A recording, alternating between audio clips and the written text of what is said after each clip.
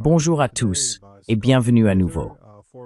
Nous sommes rejoints aujourd'hui par Scott Ritter, ancien marine américain, officier supérieur du renseignement et inspecteur en armement, pour discuter du contrôle des armements. Plus précisément, les États-Unis envisagent d'envoyer des missiles Tomahawk à l'Ukraine, et ils pourraient également prolonger le traité START, qui est le dernier grand accord sur les armes nucléaires dont nous disposons, et qui doit expirer en février de l'année prochaine. Alors, bienvenue dans l'émission. Je pensais qu'il serait intéressant de commencer par les Tomahawk. En tant qu'inspecteur en armement, que sont les Tomahawk et à quel point serait-il perturbateur pour les États-Unis d'envoyer ces missiles en Ukraine, via l'Europe, je suppose, mais tout de même en Ukraine?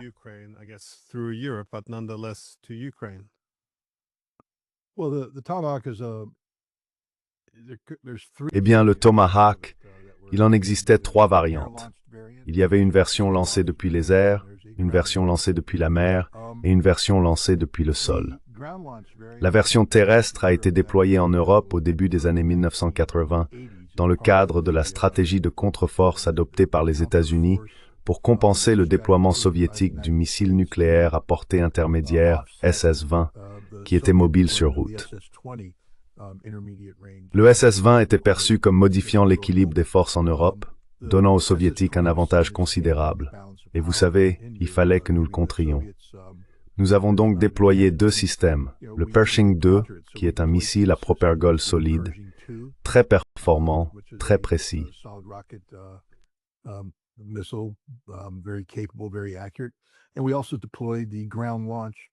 Et nous avons également déployé le missile de croisière lancé depuis le sol, le Tomahawk.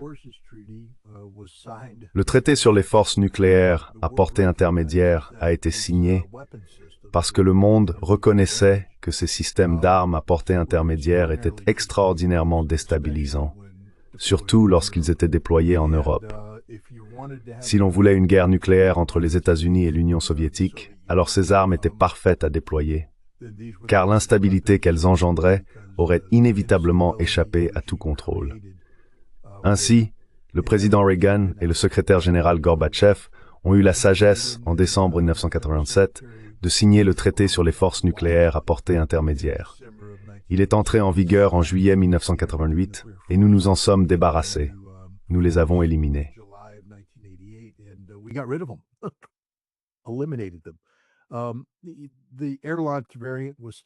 La version aéroportée existait toujours. Je la connais très bien depuis la guerre du Golfe en 1991. Vous savez, la première utilisation au combat du missile de croisière lancé depuis les airs visait l'usine de production de missiles irakienne de Taji. Ensuite, il y avait la version lancée depuis la mer, que tout le monde a vu tirer depuis des navires ou émergeant de l'eau à partir de sous-marins. Elle a de nouveau joué un rôle très important dans les premiers moments de l'opération Tempête du désert et dans à peu près toutes les opérations militaires américaines depuis. Mais la version terrestre avait disparu, éliminée, jusqu'à ce que Donald Trump décide de se retirer du traité sur les forces nucléaires à portée intermédiaire, ce qu'il fit en août 2019, en invoquant un dossier fabriqué.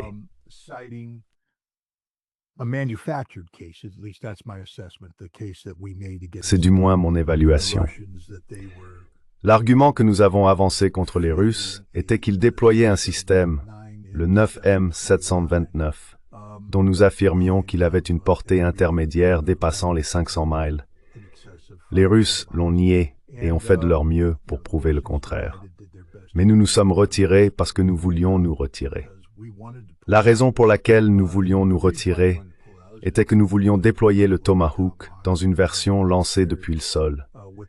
Quelques semaines après notre retrait, nous avons effectué le premier essai du Tomahawk lancé depuis le sol, tiré depuis ce qu'on appelle un pod Mark 41, le même système utilisé sur les navires et aussi, d'ailleurs, en Pologne et en Roumanie, dans le cadre de leur soi-disant bouclier de défense antimissile balistique. Ce système peut également lancer des missiles comme le Tomahawk, qui sont des missiles d'attaque au sol.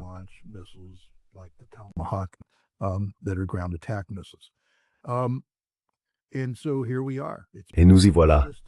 Il est de retour dans le système. Je veux dire, il existe une variante nucléaire, évidemment, nous ne la fournissons à personne, sauf peut-être aux Britanniques, mais même là, j'en suis pas sûr. Le Tomahawk est surtout connu pour sa charge conventionnelle, sa capacité à frapper avec précision sur de longues distances. Mais c'est un système un peu surestimé, pour être honnête avec vous. Il y a certaines choses dont j'ai le droit de parler et d'autres dont je n'ai pas le droit de parler. L'une des choses dont je n'ai toujours pas le droit de parler, c'est la précision du Tomahawk pendant la guerre du Golfe.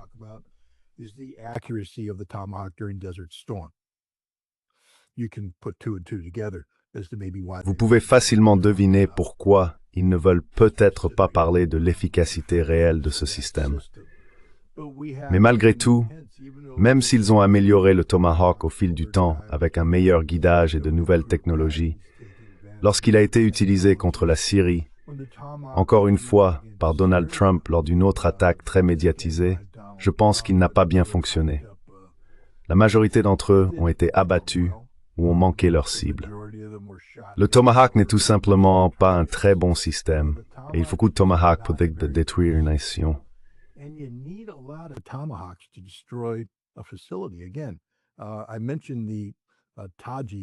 Encore une fois, j'ai mentionné l'installation de missiles de Taji au nord de Bagdad, pour une raison, parce que nous l'avons couvert de Tomahawk, des dizaines d'entre eux, et nous ne l'avons jamais complètement détruite. C'est donc un système qui a une certaine capacité, mais en ce qui concerne la destruction physique réelle des installations, il n'est tout simplement pas très efficace. Nous en avons tiré 35 tout récemment contre l'Iran, je crois, visant des sites de missiles ou des sites nucléaires à Ispahan, avec peu ou pas d'effet. Voilà donc ce système. Il est maintenant, vous savez, proposé à l'exportation. Les États-Unis, toujours à la recherche d'un profit, ont décidé qu'ils voulaient exporter le Tomahawk. Auparavant, je crois que seuls nous et les Britanniques l'utilisions.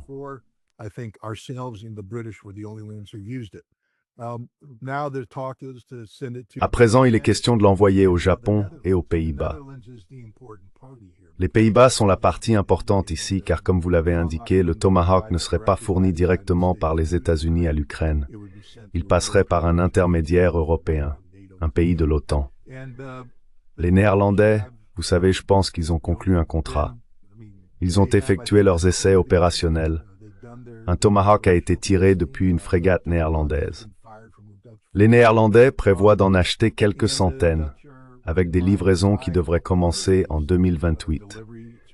Donc lorsque nous parlons de fournir le Tomahawk à l'Ukraine, ce serait par l'intermédiaire d'un pays européen.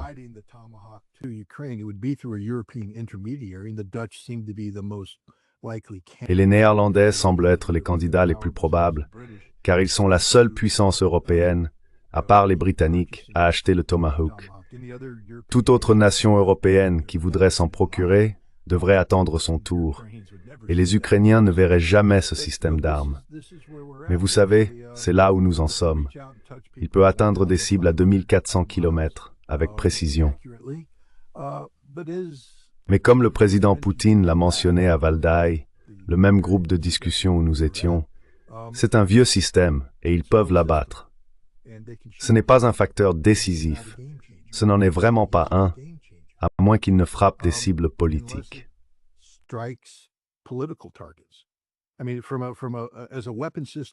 Je veux dire, en tant que système d'armes destiné à dégrader, la seule raison pour laquelle l'Ukraine voudrait cela, c'est, par exemple, qu'on parle beaucoup en ce moment d'utiliser le Tomahawk ou un système de type Tomahawk pour détruire l'usine de production de drones près de Kazan. Pour détruire efficacement cette installation, il faudrait plus de 60 missiles Tomahawk. Ce n'est pas quelque chose que l'on peut faire avec un ou deux. Il en faudrait 60. Et même dans ce cas, rien n'est garanti. Pour frapper d'autres installations, par exemple, si l'on voulait détruire l'usine d'assemblage de missiles de Votkinsk, où les Russes produisent les Iskander, les Yars et d'autres systèmes stratégiques, il faudrait probablement frapper cette installation avec bien plus de 100 Tomahawk. Et même alors, il n'y aurait aucune garantie de succès. Ce n'est tout simplement pas un système très efficace.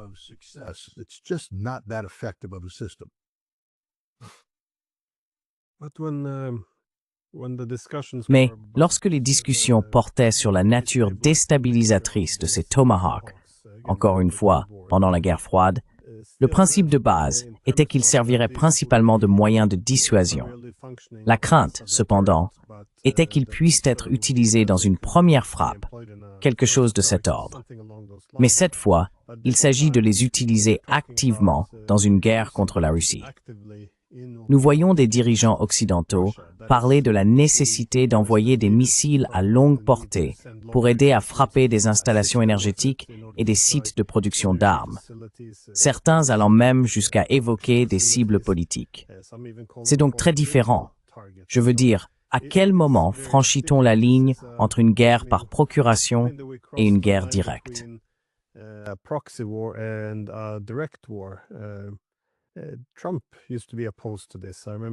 Trump s'y opposait autrefois. Je me souviens qu'il s'était montré très virulent contre l'envoi de l'attaque par Biden, disant que c'était clairement un pas de trop.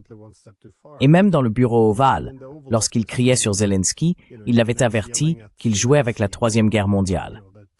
Qu'est-il arrivé à la prudence? Je veux dire, Trump comprenait autrefois la gravité de la situation. Et maintenant, il semble très désinvolte quand il parle de la nécessité d'envoyer des Tomahawks. Ce qui m'amène aussi à ma question sur l'implication des troupes américaines. Dans quelle mesure est-il nécessaire que des troupes américaines, ou peut-être néerlandaises, aident les Ukrainiens avec ce système d'armes? En d'autres termes, à quel moment franchit-on la ligne menant à une guerre directe?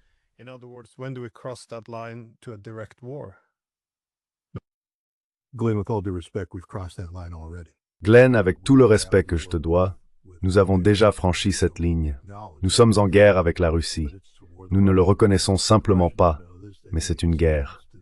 Les Russes le savent, ils ont fait des déclarations en ce sens. Même Marco Rubio dit que nous sommes dans une guerre par procuration avec la Russie. C'est une guerre. Nous sommes des participants directs à ce conflit, et cela fait déjà un certain temps. Cependant, le Tomahawk serait, avant tout, un système à capacité nucléaire. Le facteur de dissuasion qu'il possédait dans les années 1980 ne venait pas de sa capacité à livrer des charges conventionnelles, mais de sa capacité à livrer une charge nucléaire. Pendant la guerre froide, lorsque le Tomahawk a été déployé pour la première fois en Europe dans une version à lancement terrestre, c'était un système à capacité nucléaire. Et c'est ce qui le rendait si dangereux.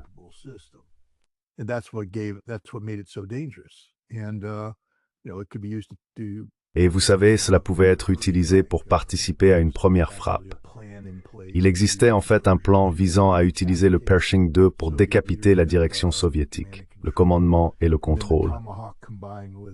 Ensuite, le Tomahawk, combiné aux missiles Trident, lancés depuis des sous-marins de classe Oyo, opérant près des côtes sur une trajectoire réduite, devait chercher à détruire autant que possible de la force de missiles nucléaires soviétique, afin de créer une inévitabilité de la défaite, une première frappe classique. C'est ce qui la rendait si déstabilisante. C'est pourquoi la décision a été prise de s'en débarrasser. Mais maintenant, il faut se poser la question. Si vous êtes russe et que vous voyez un Tomahawk tirer sur vous depuis l'Ukraine ou de n'importe où, comment savoir qu'il n'est pas nucléaire?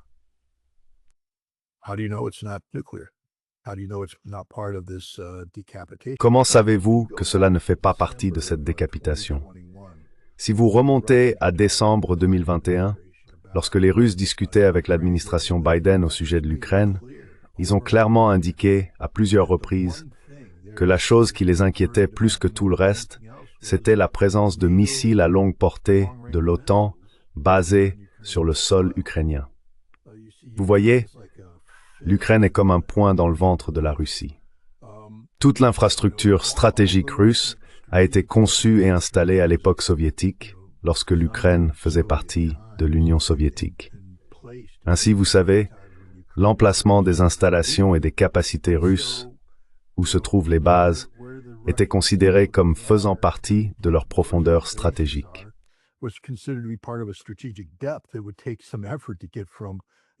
Il faudrait un certain effort pour passer, vous savez, des pays de l'OTAN à travers le pacte de Varsovie, jusqu'à la profondeur soviétique. Parce qu'il faut se rappeler qu'il n'y avait pas que l'Ukraine. Il y avait tout un tampon d'États comme la Roumanie, la Bulgarie, la Tchécoslovaquie, la Hongrie et l'Allemagne de l'Est.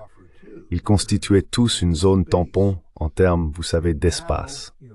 Et maintenant, l'expansion de l'OTAN a amené l'Alliance directement aux frontières de la Russie. Avec l'Ukraine, on entre et, littéralement, toute la profondeur stratégique russe se retrouve exposée. Les Russes ont dit « Nous ne pouvons pas vous permettre à vous, l'OTAN, d'y installer des capacités de frappe à longue portée. » Et l'administration Biden a refusé de s'engager à ne pas le faire.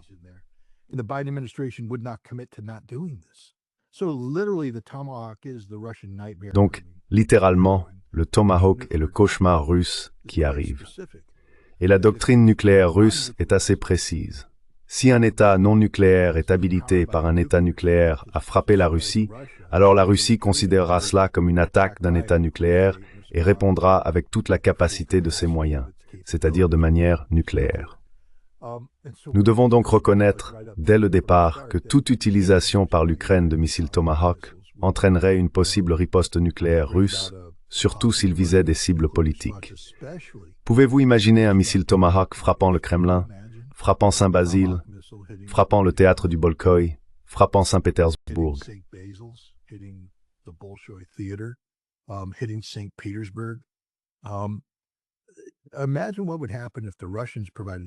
Imaginez ce qui se passerait si les Russes fournissaient des missiles calibre au Venezuela et que les Vénézuéliens les lançaient et qu'ils frappaient le Capitole, la Maison-Blanche, le Smithsonian. Pensez-vous que les États-Unis diraient « Oh, eh bien, c'est la guerre » ou « Ne supprimerions-nous pas non seulement le Venezuela à jamais, mais probablement aussi les Russes pour avoir facilité cette attaque ?» Parce que j'imagine que le missile calibre ne pourrait pas être tiré sans assistance, assistance au ciblage, assistance technique de la part de techniciens russes. La question maintenant est, le Tomahawk peut-il être utilisé par l'Ukraine sans assistance?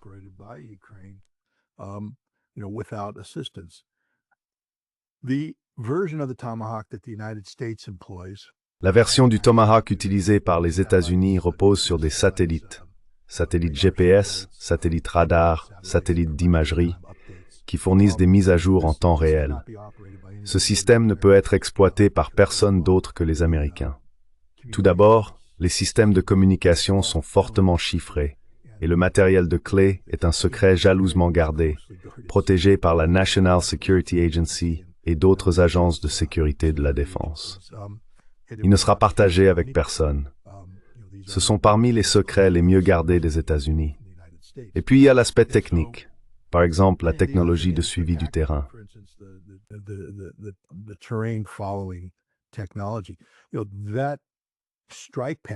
Vous savez, ce paquet de frappe, la cartographie, est préparé par une unité spéciale du département américain de la Défense qui utilise des informations issues du renseignement des États-Unis pour le faire. Personne d'autre au monde ne peut reproduire cela. Donc si vous utilisez le TERCOM, cela signifie que vous utilisez un renseignement américain spécifiquement configuré pour la cible que vous frappez. Ce qui veut dire qu'en pratique, l'Amérique est en train de viser la Russie. C'est la même chose avec le GPS. Il s'agit d'un GPS de qualité militaire avec des communications chiffrées. Si vous utilisiez un GPS de qualité commerciale, les Russes le brouilleraient. Le missile serait inutile.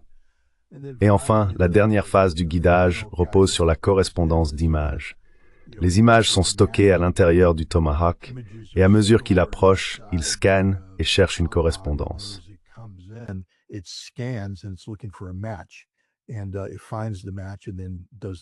Et il trouve la correspondance, puis effectue la manœuvre finale pour atteindre la cible. Là encore, il s'agit d'images fournies par le système américain. Ils ne peuvent tout simplement pas fonctionner sans les États-Unis. Ainsi, la version américaine du Tomahawk ne pourrait pas être donnée à l'Ukraine sans que les Américains ne dirigent toute l'opération. Je veux dire, peut-être qu'un doigt ukrainien appuierait sur le bouton de lancement, mais tout le reste serait américain. Ce serait donc littéralement les États-Unis attaquant la Russie. La version d'exportation, par nécessité, devrait être simplifiée. Dans quelle mesure elle le serait, je ne sais pas. Personne ne l'a dit publiquement. Je sais toutefois que le Congrès a accordé des dérogations au régime de contrôle de la technologie des missiles afin que le Tomahawk puisse être exporté.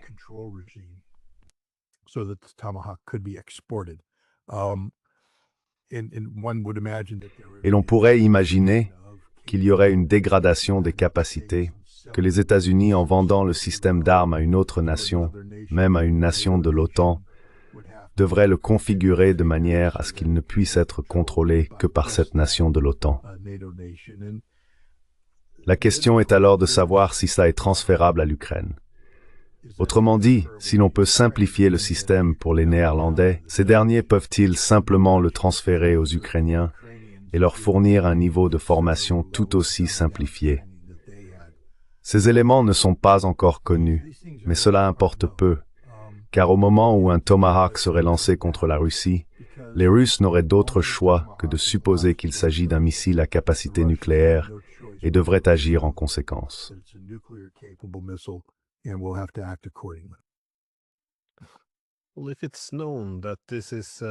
Eh bien, si l'on sait que cela serait perçu comme une attaque américaine contre la Russie, que cela représente, comme vous l'avez dit, le pire cauchemar de la Russie, étant donné qu'elle ignore quel type de charge utile est transportée, et pourrait, pour cette raison, déclencher une riposte nucléaire.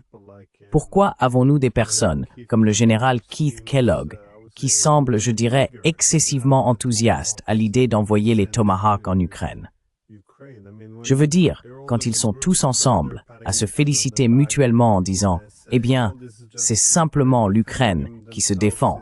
Ce n'est pas comme si nous n'étions pas engagés dans une guerre par procuration contre la Russie depuis une dizaine d'années. Ils doivent bien savoir le risque qu'ils prennent ici. Pourquoi sont-ils si impatients? Est-ce de la désespération ou bien sont-ils simplement enfermés dans une bulle? Il est très difficile de comprendre pourquoi, après avoir traversé toute la guerre froide, nous semblons maintenant presque poussés vers une guerre directe avec les Russes.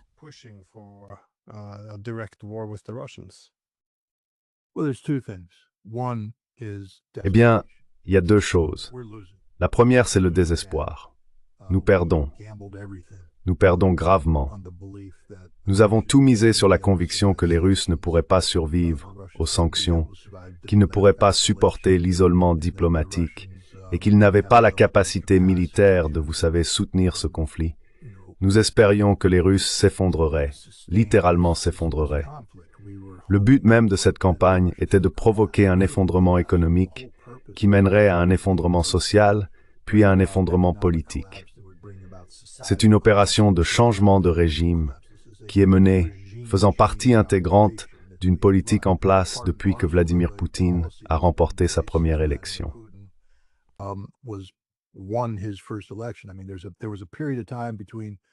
Je veux dire, il y a eu une période entre le moment où Eltsine l'a nommé la veille du Nouvel An 1999 et celui où Poutine a remporté l'élection en mars 2000, pendant laquelle nous pensions qu'il n'était qu'une figure de proue, un intérimaire, que nous pouvions manipuler le système politique russe comme nous l'avions fait avec Boris Eltsine et y placer quelqu'un qui nous conviendrait davantage. Mais quand Poutine a gagné l'élection, de justesse d'ailleurs, on pouvait dire que c'était un dictateur, mais c'était un homme élu démocratiquement. Il a gagné avec une marge très étroite. Vous savez, nous ne savions pas quoi faire. Alors, nous avons commencé une politique d'endiguement. Comment contenir? Parce que, voyez-vous, nous avions la Russie là où nous la voulions, le pied sur sa gorge. Comment continuer ainsi avec un homme que nous n'avions pas choisi?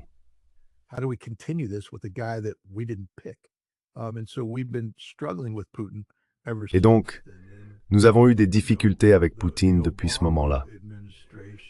Vous savez, le soi-disant redémarrage russe de l'administration Obama, vous vous souvenez de ce fameux bouton rouge qu'Hillary Clinton a pressé en riant avec Sergei Lavrov, était une opération de changement de régime. Le but du redémarrage était d'écarter Vladimir Poutine et de maintenir Dmitri Medvedev au pouvoir. C'était tout. C'est la seule raison pour laquelle cela a eu lieu. Et quand cela a échoué, quand Poutine est revenu, nous avons redoublé d'efforts.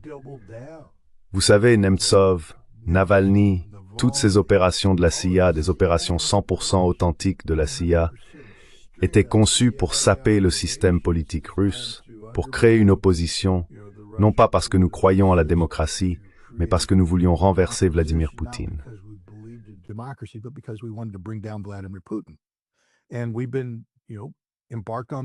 Et depuis, nous suivons, vous savez, cette voie. L'opération militaire spéciale, c'était en gros les Russes qui disaient non à tout un tas de choses. Donc, c'est une opération de changement de régime et elle a échoué.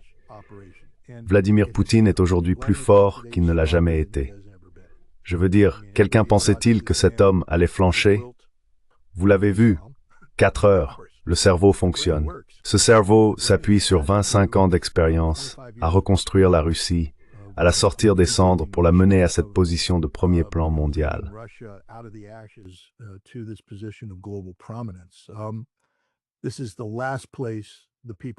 C'est le dernier endroit où les personnes qui en ont après Poutine voulaient le voir. Il y a donc là un sentiment de désespoir, celui d'avoir échoué dans l'architecture censée faciliter la chute de la Russie.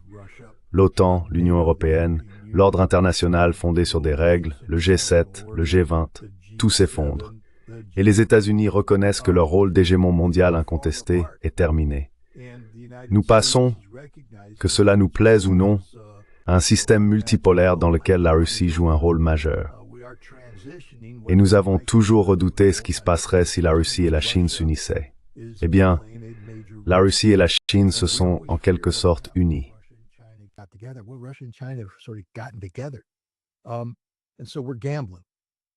Et donc nous parions que nous pouvons encore faire tomber Poutine.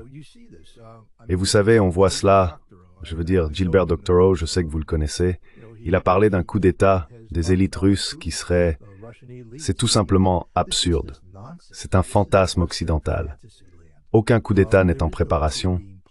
Il n'y a pas d'élite désenchantée, complotant contre Vladimir Poutine. C'est ridicule et extrême. Mais c'est ce genre de raisonnement qui donne du pouvoir au Keith Kellogg, au Marco Rubio, au Pete Hegseth et aux autres russophobes qui entourent Donald Trump, parce qu'ils ont besoin de croire qu'il reste encore une chance de victoire. Ils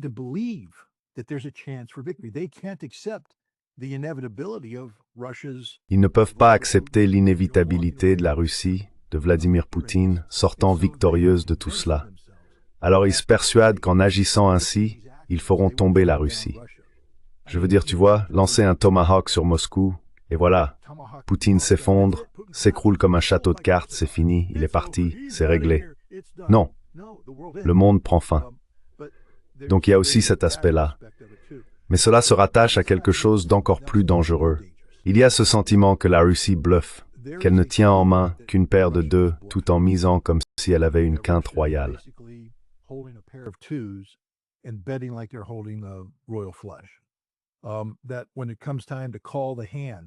Quand viendra le moment de montrer son jeu, la Russie n'aura pas les bonnes cartes et devra se coucher. Ils en font trop. Une grande partie de la raison pour laquelle les gens le pensent tient à la maturité de Vladimir Poutine, au fait qu'il ne réagit pas de manière excessive à toutes les provocations, et à la réticence de la Russie à faire monter les tensions inutilement. La Russie a encaissé des insultes et des coups qui auraient poussé les nations occidentales à réagir autrement. Mais au lieu de cela, la Russie a encaissé, au grand désarroi de nombreux Occidentaux qui se demandent « Pourquoi la Russie accepte-t-elle cela? Pourquoi Poutine ne fait-il rien ?» Parce qu'ils sont en train de gagner. En fin de compte, ils gagnent sur toute la ligne.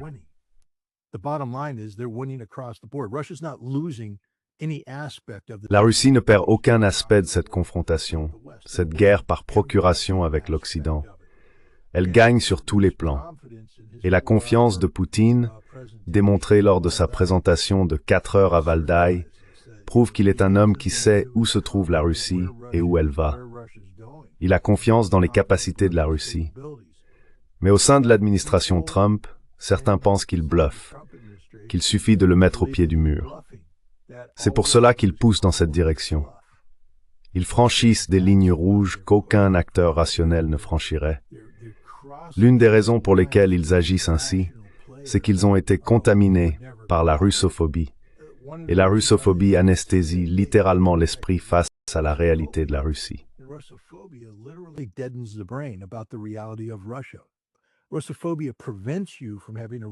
La russophobie vous empêche d'avoir une évaluation réaliste de la Russie. La CIA est profondément infectée par la russophobie.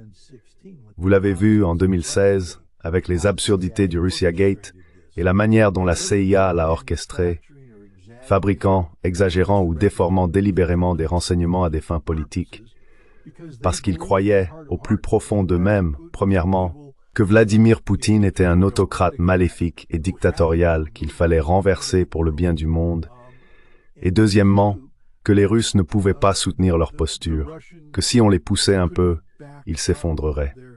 Et nous en sommes là, avec la CIA conseillant au président que la Russie est faible. Il est entouré de gens qui disent que les Russes bluffent. Et surtout, le président est embarrassé.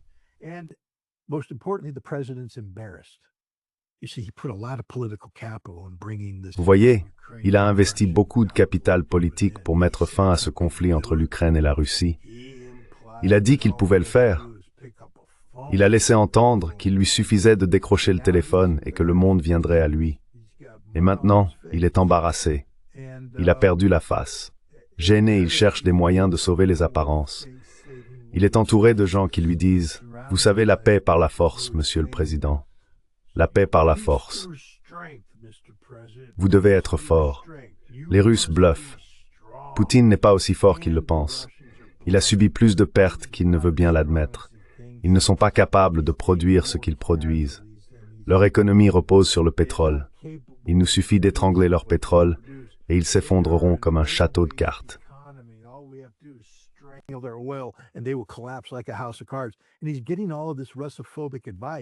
Et il reçoit tous ces conseils russophobes, et personne dans son entourage ne connaît réellement la Russie.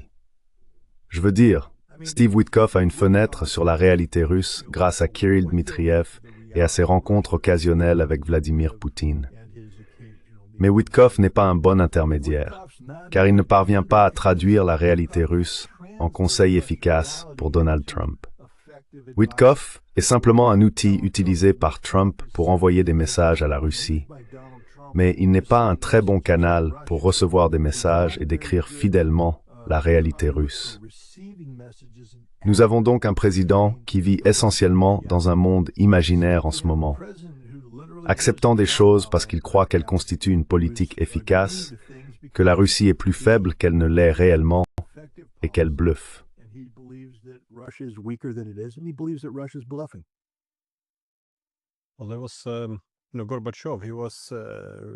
Eh bien, Gorbatchev n'a pas hésité à critiquer Poutine, mais il a aussi reconnu que sans lui, la Russie aurait pu s'effondrer dans les années 2000, lui attribuant en somme le mérite d'avoir sauvé la nation.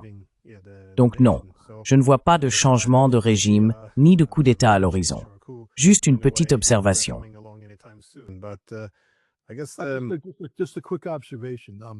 Quand avez-vous vu pour la dernière fois un coup d'État dans un pays où le dirigeant bénéficiait de plus de 80% de soutien?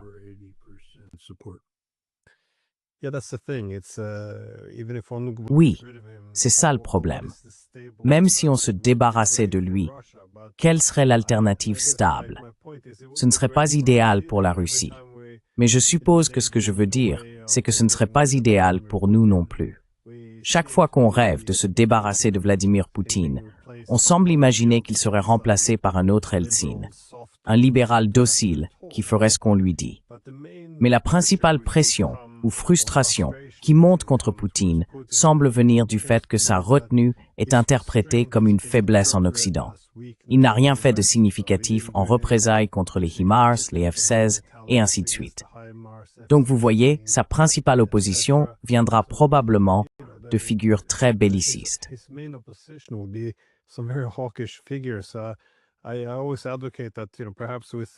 Je dis toujours qu'il faudrait peut-être réfléchir à tout cela avant de se lancer dans nos rêveries sur le remplacement du président Poutine. Mais cela m'amène aux Européens. Nous avons un peu parlé de l'irresponsabilité des Américains. Mais pour les Européens, il semble y avoir un véritable dilemme. D'un côté, ils reconnaissent que les Tomahawks pourraient déclencher la Troisième Guerre mondiale, et que, si nous laissons le traité START s'effondrer, cela pourrait mener à une guerre nucléaire. Pourtant, s'ils entraînent les États-Unis dans une guerre contre la Russie, ce serait peut-être la seule chose capable de sauver cette situation désespérée. Ils voient donc les dangers de l'escalade. Mais d'un autre côté, quelle est l'alternative? Ils ne peuvent pas perdre.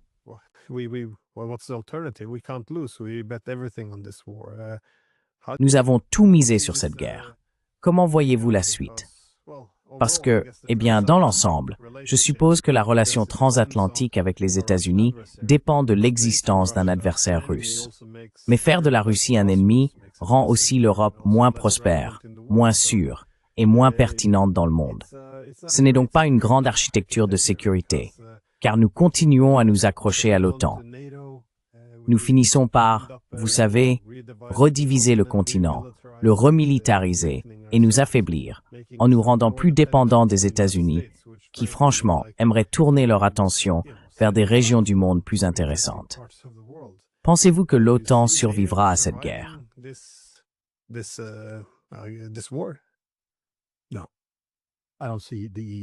Non, je ne vois pas l'Union européenne survivre à cette guerre. Je ne vois pas l'Europe y survivre dans sa configuration actuelle.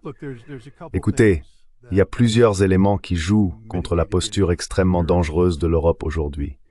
D'abord, les États-Unis ne veulent pas d'une guerre avec la Russie. Je veux dire, Donald Trump a clairement indiqué que c'était le problème de l'Europe. Même Kaja Kallas, connue pour être peut-être encore plus obtuse que Baerbock, reconnaît que les États-Unis se sont lavé les mains du conflit ukrainien. C'est à nous de gérer cela, et nous n'en sommes pas capables. Nous ne le pouvons tout simplement pas. Et peu à peu, on commence à voir les Européens se réveiller face à la réalité de ce qui se passe ici et aux dégâts qui ont été causés.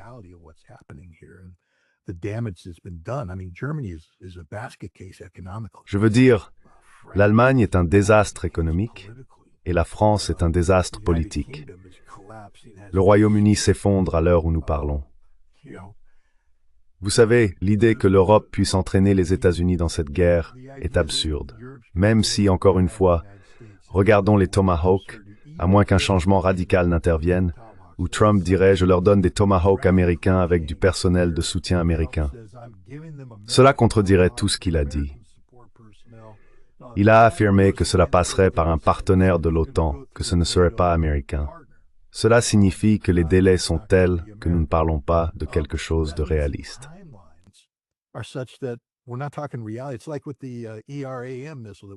C'est comme avec le missile ERAM dont nous avons parlé plus tôt. Tu sais, on est en octobre, ils ont produit un seul prototype. C'est tout. Où sont les 3200 censés semer la mort et la destruction sur la Russie? Ils n'existent pas, et ils n'existeront pas avant un certain temps. Et l'Ukraine ne tiendra pas encore très longtemps. Je veux dire, comme Vladimir Poutine l'a mentionné à Valdai, il a dit « Regardez, cette guerre est simple. Nous tuons leurs soldats, et ils ne peuvent pas les remplacer. Et à un moment donné, ils s'effondrent. C'est la stratégie russe. Attendre que ça se termine.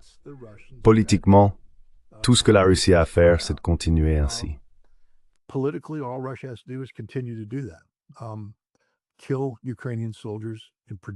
Tuer des soldats ukrainiens en grand nombre, ce qu'ils font en ce moment même, et attendre. Peu importe le type de système d'armes fourni, car s'il n'y a plus d'Ukrainiens pour les utiliser, cela n'a tout simplement plus d'importance. Et c'est littéralement ce qu'a dit Vladimir Poutine. Mais l'autre chose, c'est que plus nous attendons, plus l'Europe se fracture. Je veux dire, il devient de plus en plus évident que beaucoup de ces gouvernements ne seront plus là à la même époque l'année prochaine. La France vient de perdre son 6e, peut-être son 7e Premier ministre en 2 ans. C'est un gouvernement dysfonctionnel. Combien de temps Macron peut-il encore tenir?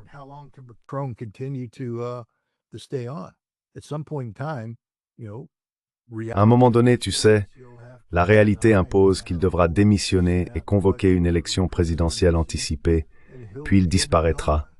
Et quand il sera parti, il sera remplacé par quelqu'un qui ne poursuivra pas ces politiques françaises irresponsables. Keir Starmer appartient également au passé. Tu sais combien de temps pouvons-nous encore attendre? Je veux dire, cet homme dit en gros, nous allons réduire toutes vos retraites. Nous allons changer votre vie telle que vous la connaissez, parce que mon gouvernement ne sait pas élaborer de politique solide. Oh, et au fait, nous voulons que vous payiez des milliards de dollars à l'Ukraine pour cette guerre qui ne peut pas être gagnée. L'Europe, l'OTAN, ne peut pas survivre.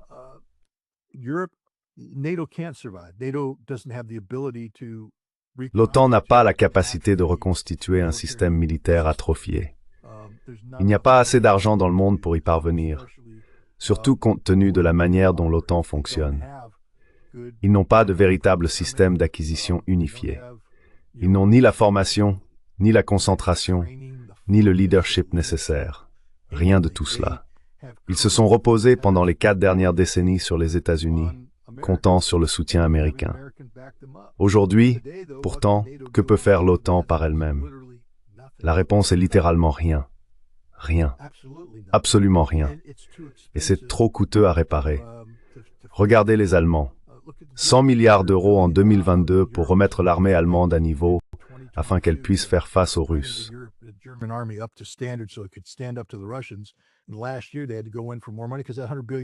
L'année dernière, ils ont dû demander plus d'argent parce que ces 100 milliards étaient partis. Ils n'avaient pas fait la moindre différence. Il n'y a tout simplement pas assez d'argent pour résoudre les problèmes militaires de l'Europe tant que l'OTAN elle-même reste le problème.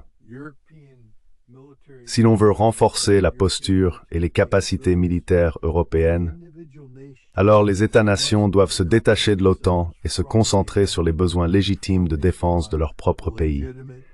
Cela pourrait signifier se tourner vers les nations voisines, à gauche et à droite, et travailler ensemble. Mais cette idée de 30 nations travaillant main dans la main est absurde. C'est une fantaisie, une fiction. L'OTAN s'effondre.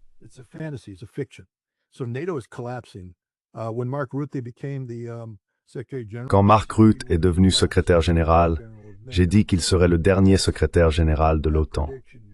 Cette prédiction pourrait bien se réaliser, car à mesure que l'Union européenne s'effondre, l'OTAN s'effondre aussi. Et l'Union européenne est en train de s'effondrer à l'heure où nous parlons. On ne peut acheter une élection qu'un certain nombre de fois.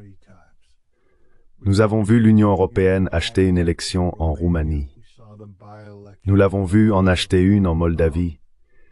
Ils n'ont pas pu en acheter une en République tchèque et ils n'en achèteront pas une en Allemagne ou en France. Ils n'ont pas pu acheter l'élection la dernière fois en Pologne. Donc c'est fini. Jeu, set et match. L'Europe s'effondre. Tout ce que la Russie a à faire, c'est attendre que cela se termine.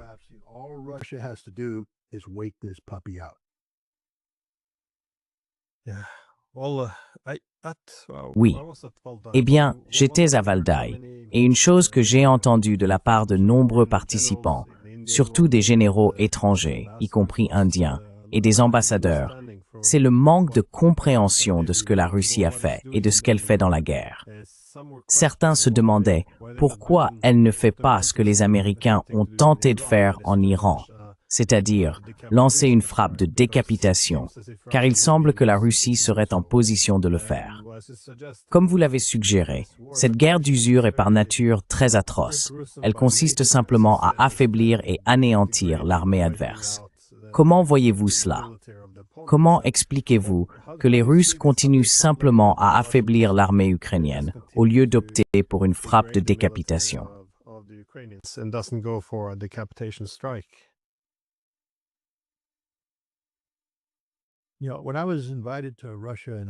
Vous savez, lorsque j'ai été invité en Russie en août, je m'y suis rendu et j'ai été accueilli par le Club de l'Unité nationale. Le Club de l'Unité nationale est affilié à l'État de l'Union, qui est une structure politique et économique réunissant la Biélorussie et la Russie.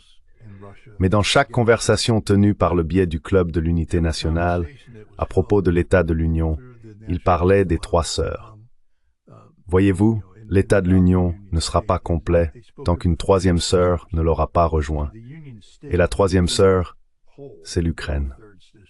L'Occident ne comprend pas cela, car notre mentalité, c'est la guerre, la destruction. C'est ce que nous faisons. Je vous garantis que si c'était l'Amérique, il n'y aurait pas de gouvernement ukrainien, il n'y aurait pas d'Ukraine aujourd'hui. Nous l'aurions réduite en cendres. Cela ne veut pas dire que nous aurions forcément gagné, car nous trouvons toujours un moyen d'aider, mais nous aurions détruit l'Ukraine.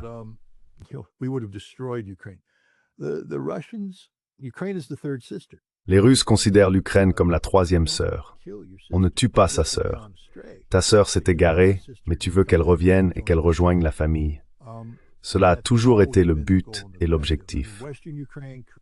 Je veux dire, l'Ukraine occidentale pose un dilemme parce qu'elle n'est pas orthodoxe. Elle ne partage pas le même système de valeurs que les Ukrainiens, Biélorusses et Russes traditionnels, la trilogie slave. L'Ukraine occidentale est une aberration, politiquement et autrement. Ce problème devra être résolu d'une manière ou d'une autre. Vous savez, si l'on suit Naryshkin et ce dont il parlait plus tôt cet été, la donner aux Polonais. Il n'y a pas de meilleure façon de se débarrasser du bandérisme que de la donner aux Polonais, qui détestent les bandéristes. Mais le but n'est pas de détruire l'Ukraine. Le but est de se débarrasser de ce gouvernement nationaliste ukrainien qui s'est vendu à l'Occident.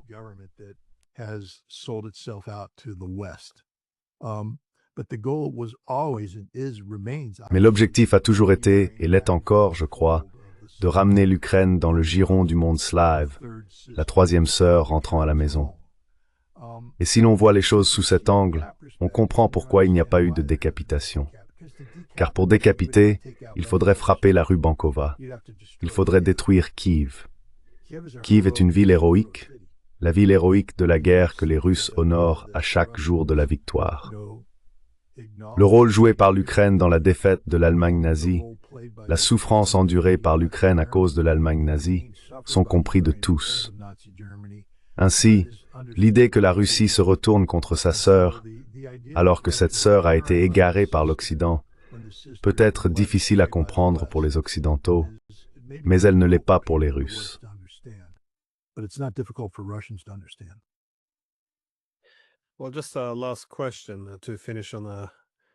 Eh bien, juste une dernière question pour terminer sur une note positive.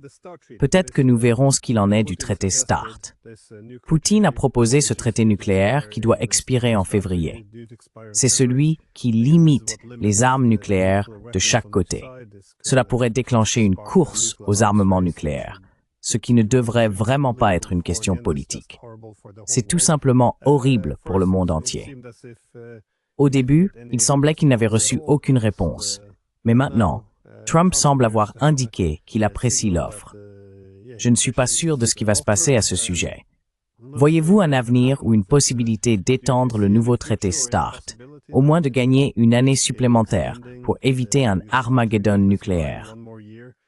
Qu'est-ce qui empêche cela?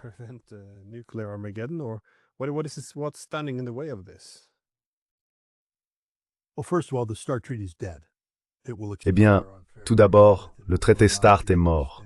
Il expirera le 5 février et ne sera pas prolongé. Ce n'est pas ce que propose Poutine. Les Russes étaient prêts à recevoir une offre des États-Unis pour prolonger le nouveau traité START, mais cela exigeait que les États-Unis changent d'attitude. La Russie ne va pas s'engager dans des négociations sur le contrôle des armements stratégiques avec une nation qui cherche la défaite stratégique de la Russie. Et c'était la politique de l'administration Biden, la défaite stratégique de la Russie.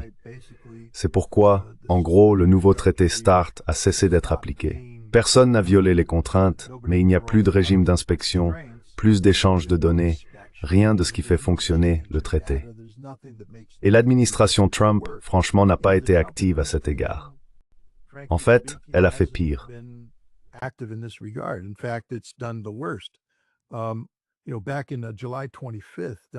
Vous savez, le 25 juillet, Donald Trump a déclaré « Ce traité New START, nous ne pouvons pas le laisser expirer. Trop tard, Monsieur le Président. Il va expirer. » Mais pourquoi n'a-t-il pris aucune mesure à ce sujet? Eh bien parce que le 19 juillet, 6 jours plus tôt, Marco Rubio a vidé le département d'État de sa substance. Littéralement vidé. 1300 postes ont été supprimés. Beaucoup de ces personnes étaient impliquées dans la surveillance des traités et la négociation de nouveaux accords. Celles qui interagissaient avec les Russes, elles ne sont plus employées. De plus, les bureaux et départements, les directions, qui auraient normalement pris la tête d'un dossier comme celui-ci, ont été fusionnés. La personne qui dirigerait habituellement les négociations sur le contrôle des armements est désormais aussi responsable de la lutte contre le terrorisme et contre le trafic de drogue. Comment voulez-vous faire du contrôle des armements une priorité dans ces conditions?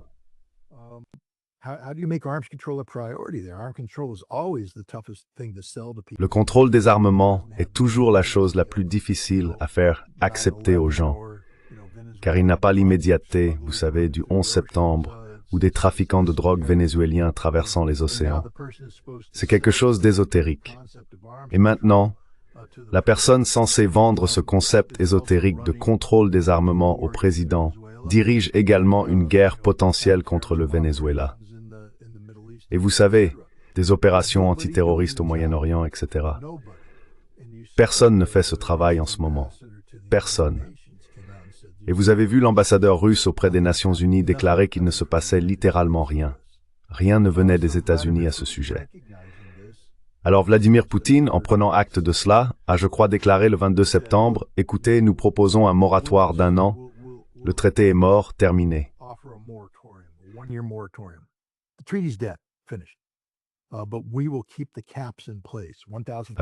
Mais nous maintiendrons les plafonds en place, 1550, pendant 1 an.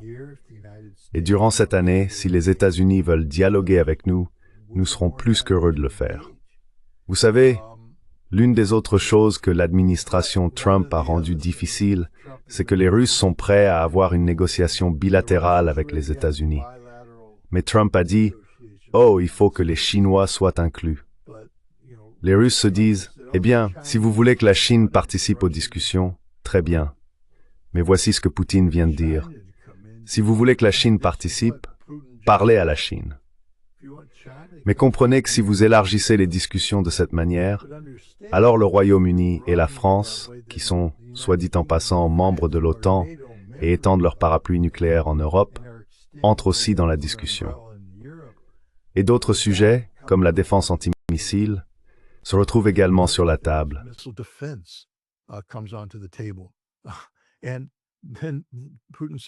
Et puis Poutine a dit, si vous donnez des Tomahawks à l'Ukraine, ça met fin à tout, là, tout de suite. Il n'y aura pas, il n'y a pas de solution facile à cela. L'administration Trump, vous savez, Donald Trump a dit, oh, ça semble être une bonne idée, mais qui le conseille? Parce que je ne pense pas qu'il puisse aller plus loin. Pourquoi est-ce une bonne idée, Monsieur le Président? Pourquoi est-ce une bonne idée? Parce que je sais que le président a été informé de ce qui se passera le 6 février si le traité disparaît et que le moratoire n'est plus en place. Le Minuteman III, oh d'ailleurs, pour que tout le monde comprenne bien, le missile Sentinelle était censé remplacer le Minuteman III d'ici 2030. Il est mort-né. On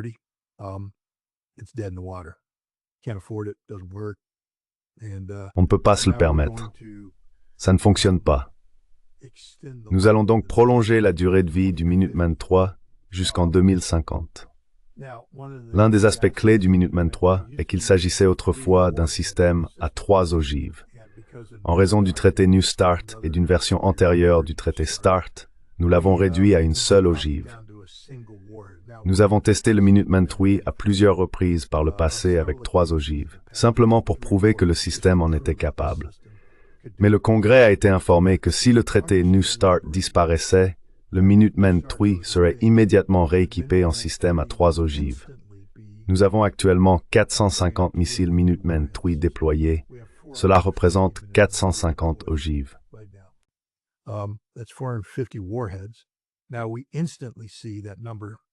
Nous verrions immédiatement ce chiffre tripler. Même chose avec le Trident. Nous avons réduit le nombre de tridents jusqu'à un certain point, mais nous verrions chaque missile Trident doté d'un plus grand nombre d'ogives. Nous quadruplerions, voire quintuplerions littéralement, le nombre d'armes nucléaires stratégiques déployées du jour au lendemain. Et les Russes ne peuvent pas simplement laisser cela se produire dans le vide. Mais ils ont construit leur propre système.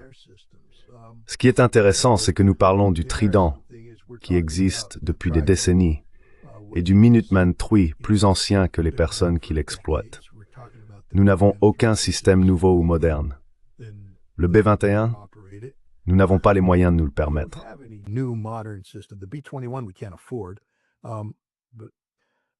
Les Russes, en revanche, disposent du Sarmat, un lourd missile balistique intercontinental qui nous atteindrait non pas en passant par le pôle Nord, mais par le Sud, où nous n'avons ni défense ni moyen de détection.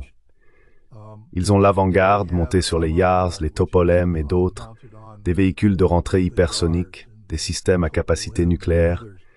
Ils construisent toute une nouvelle génération de missiles. Le Sarmat, l'avant-garde, le Kinzhal, avec de nouvelles ogives et de nouvelles technologies, tous conçus pour déjouer les systèmes de défense antimissiles actuels et futurs. Comme l'a dit Poutine, nous sommes très à l'aise avec ce que nous avons. Nous sommes satisfaits de notre position. Nous pouvons survivre sans ce traité. Nous sommes prêts. Donc la Russie est prête.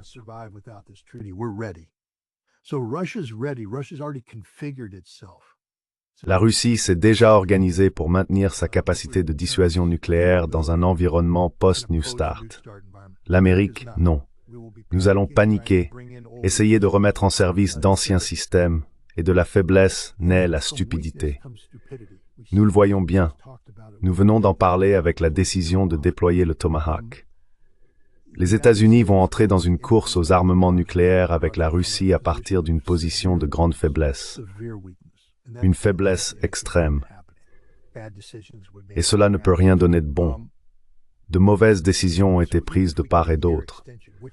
Donc même si nous obtenons une prolongation d'1 an, ce qui est indispensable d'ailleurs, je veux dire si nous ne le faisons pas, nous sommes condamnés. Je veux que ce soit bien clair car cette administration n'a pas, comme on le voit avec l'Ukraine, les conseillers les plus avisés auprès du président. Et ils verront dans la force de la Russie une force qu'il faudra égaler.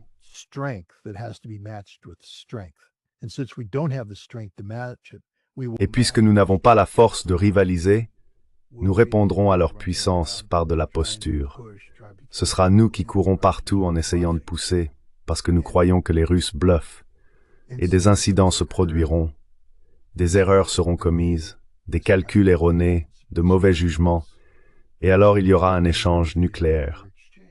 Pour que les gens comprennent, l'administration Biden était prête à mener une guerre nucléaire avec la Russie l'automne dernier. Vraiment prête. Ils voulaient cette guerre. Ils ont dit, nous sommes prêts.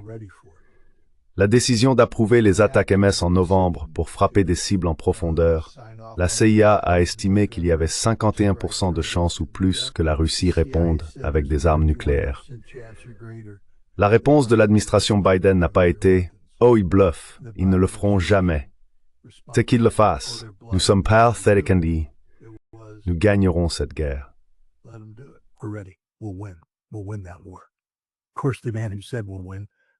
Bien sûr, l'homme qui a dit « Nous allons gagner », Thomas Buchanan, c'était son nom, le contre-amiral du commandement stratégique, a aussi dit qu'il faudrait peut-être être honnête avec le peuple américain sur ce que signifie gagner, car ce ne sera pas ce que vous pensez. La société sera détruite, tout sera détruit. Nous aurons un gouvernement en place, mais la démocratie sera morte et les choses que vous appréciez dans la vie aujourd'hui n'existeront plus. Voilà ce que signifie gagner. Chaque fois que j'entends un officier militaire américain parler de victoire et accepter que cette victoire implique la défaite de la démocratie américaine, je dois poser la question, que défendez-vous? Et pourquoi allons-nous faire la guerre? C'est là toute l'absurdité de la guerre nucléaire. Et l'administration Trump poursuit dans cette voie. Souvenez-vous, nous parlons de l'État profond, nous parlons de l'establishment. C'est bien réel.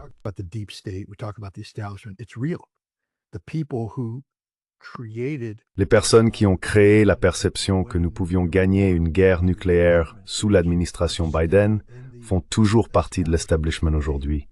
Toujours à la CIA, toujours dans l'armée, toujours dans le monde universitaire, les groupes de réflexion, tous ceux qui participent à cet ensemble nucléaire. Ils sont toujours là. Cet état d'esprit existe encore. Et ce sont ces personnes qui conseillent le président actuel.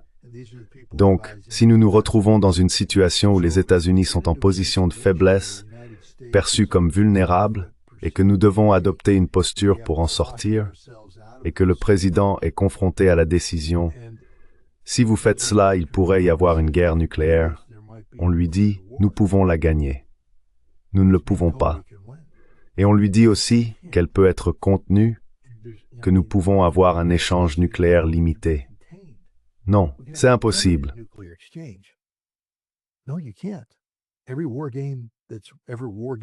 Chaque jeu de guerre ayant jamais simulé un échange nucléaire entre les États-Unis et la Russie ne s'est jamais terminé par « Oh d'accord, nous avons largué juste assez d'armes nucléaires, arrêtons-nous là ».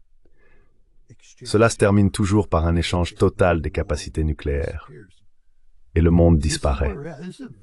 C'est là où nous en sommes. C'est une situation extrêmement dangereuse.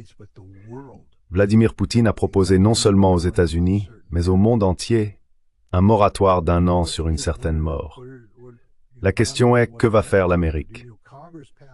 Vous savez, le Congrès, enfin pas adopté, mais les républicains, après avoir entendu la folie de Biden, ont soumis une résolution à la Commission des Affaires étrangères pour interdire le transfert de missiles ATACMS à l'Ukraine et pour interdire la fourniture de renseignements utilisés pour guider ces engins.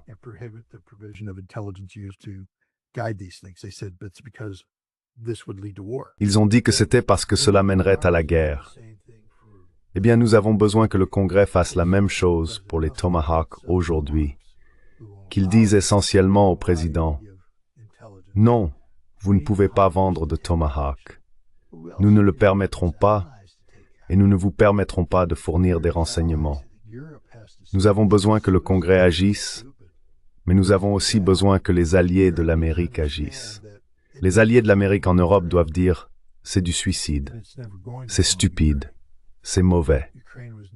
L'Europe doit comprendre qu'elle n'a jamais possédé l'Ukraine et qu'elle ne la possédera jamais. L'Ukraine n'a jamais été à elle et ne le sera jamais. Alors abandonnez cette illusion.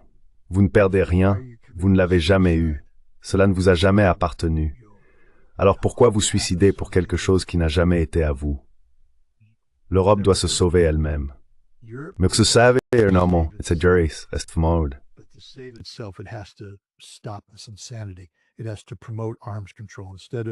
Il faut promouvoir le contrôle des armements.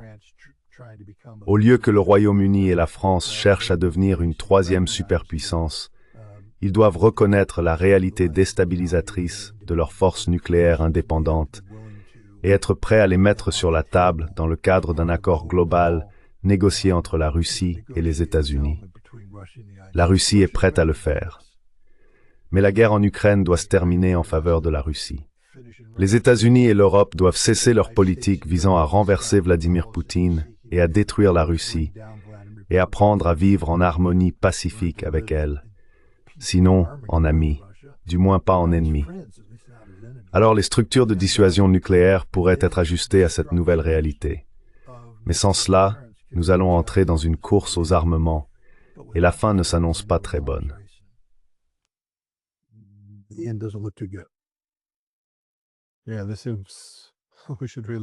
Oui, nous devrions vraiment reconsidérer cet objectif de défaite stratégique de la Russie, la plus grande puissance nucléaire du monde, avant de détruire la planète.